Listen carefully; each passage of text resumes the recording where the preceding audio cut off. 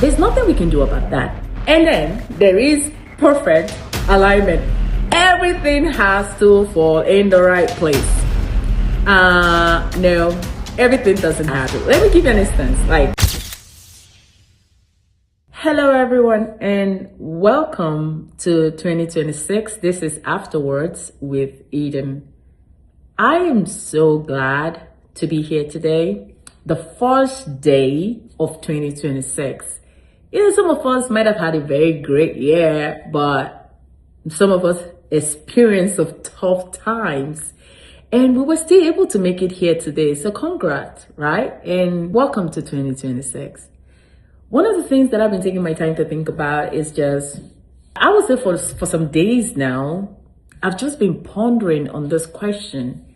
And that is, if I am not afraid, what will I do in 2026? Because over the years, I've had these collections of projects and things that I wanted to do. And then every year I intend to start. And then I start worrying about things like, oh my God, I have an accent. Oh my God, I come from a different culture. What if people don't get my perspective? Or, oh my God, what if people don't like me? Or what if I don't even have anything interesting to say? But you see, the thing about this is, how would you know if you don't actually take the step to finding out? And the only step to that is start. Anyways, so whether you decided to do it 2 years ago and you didn't do it, and last year you didn't do it, and I need you to understand that the 2 years that we have lost procrastinating, we would never get it back. So the question is, are you ready to let fear stop you in 2026? I was doing a lot of research about, why do people actually procrastinate? And out there, a lot of research was showing that the fear of failure is like the biggest thing, right? Everybody who has ever succeeded at something had fear at one time. But you see, I feel like when you think of the concept of fear, it's like a coin, and a coin had two sides, right? So if you have fear on one side, have we ever taken the time to imagine what's on the other side of the coin? Like all the possibilities that lies behind fear. Like for instance, change, growth, success, countless possibilities, But over time, we just let fear cripple us and take the best of who we are. And then another thing that I discovered is the fear of criticism. Oh, what will people think about me? There is absolutely nothing that we can actually do about people and thinking. Like whether you decide to start the project last year and you didn't, or you make up your mind to do it this year, it doesn't matter. People will still have something to say. If you start the project today and you succeed, somebody will have something to say about that. And if you start the project and you fail, somebody will still have something to say about that. So it doesn't matter what card you play. The thinkers will think. And a lot of time, that's just the big thing. Like for me, criticism is a big one. Like, what if people don't like me? What would people think about the way I sound or about the ideas that I'm bringing? But then, have you ever also imagined that everything that has a strength also has a weakness? So that means everything that presents itself as a challenge has a chance for productivity or change or something to come out of it. So if you're thinking about people don't like you, people not liking you, also think about the fact that people could like you. And if you're thinking about the fact that people may not get what you're trying to say, or people might not get things from your perspective, also think about the fact that there is somebody on earth somewhere who the perspective is going to benefit, right? So there's nothing we can do about that. And then there is perfect alignment. Everything has to fall in the right place.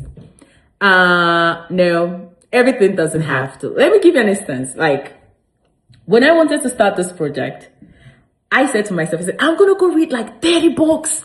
I want to make sure that I have all the information. Is it even possible to have all the information? No, right? And then, have you ever thought that things don't have to be perfect to align? Things can be imperfect and still align, right? This whole thing about perfection, I realize, is one of the things that are stopping a lot of people from achieving their goals. You don't need perfection. All you need is courage. Courage to take that first step, right? So if you are not afraid in 2026, what would you do? For me, I have always wanted to start a podcast that is dedicated to relationship and marriage, exploring how to build healthy relationships, stronger connections, and provide insight that can actually help people strive in their relationship. After 2 years of thinking about this, I just said today, 1st of 2026, hello, I'm gonna do it anyway. And I think that's the mentality I want us to have in 2026. Do it anyway. Because whether you do it or you don't do it, time waits for no one. I'm not always gonna say the right thing all the time. And my perspective may never align with everybody, but maybe there is somebody out there who cares about what I have to say, who gains something from what I have to say. We can let fear have the best of 2026. Enough. We can let criticism stop us from achieving our goals. So one of the things I want you to do on this first day of 2026 is to honestly reflect on this question. If you are not afraid right now, what would you do? Think about the first thing that comes to your mind and write it down. That's it. Take the first step. Make the goals small, realistic, and achievable. Let's say, for instance, in 2026, I want to lose 25 pounds. That's awesome, right?